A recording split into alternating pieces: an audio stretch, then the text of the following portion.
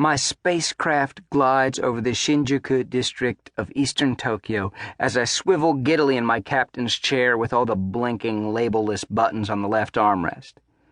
Looking out the window, which circles the entire ship, I see the blinking lights, sleek skyscrapers, packed commuter trains, and tiny inhabitants hustling and bustling along sidewalks, across bridges, and into and out of the giant beating heart of Shinjuku Station.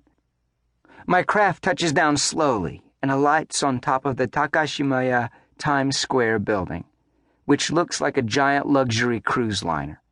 I rise from my seat, remove my goggles, and prepare myself to be beamed directly into the thick of the madness spread out below me.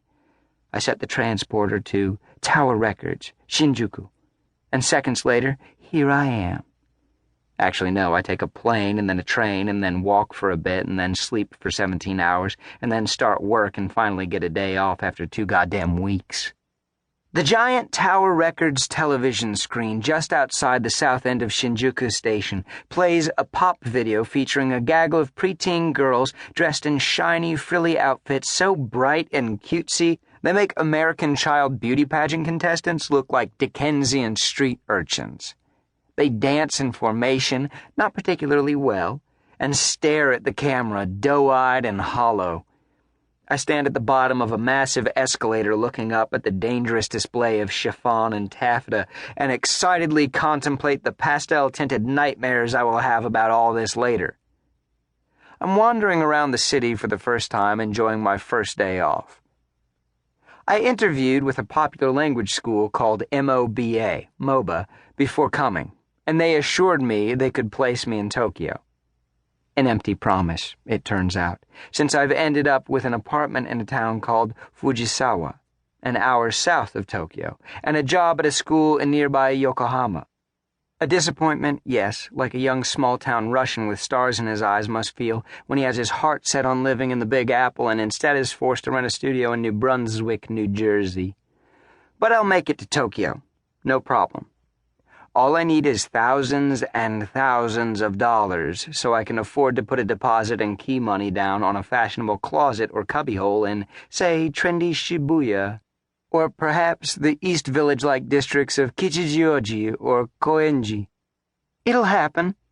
I'll just need to teach a few hundred more English lessons, sell my used diabetes syringes and Piazzadora records on eBay, and limber up for those lap dances.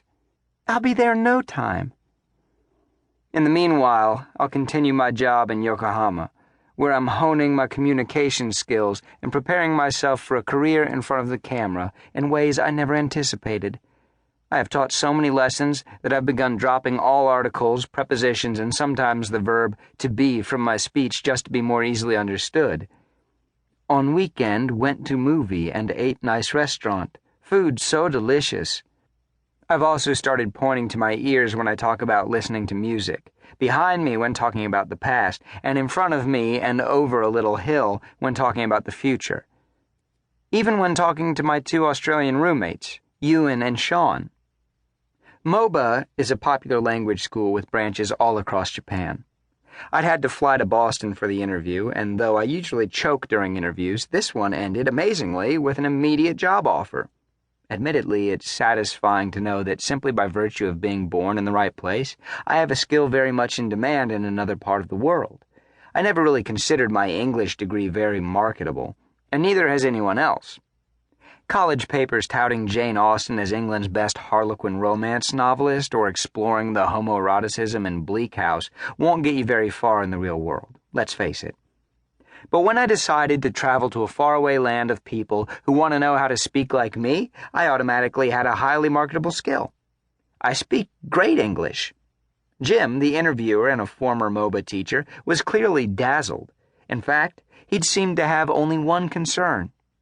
Now, Mr. Anderson, do you think that as a full-time teacher, you can deal with being asked day in and day out questions like what your hobbies are, why you came to Japan, if you can use chopsticks, if you speak Japanese, if you like sushi, what your favorite movie is, what kind of music you like, what time you usually wake up, how often you eat out, and what your plans are for the weekend? To keep listening to this audiobook, I've left you a link in the description so you can do it. at no cost thanks to Audible's 30-day free trial.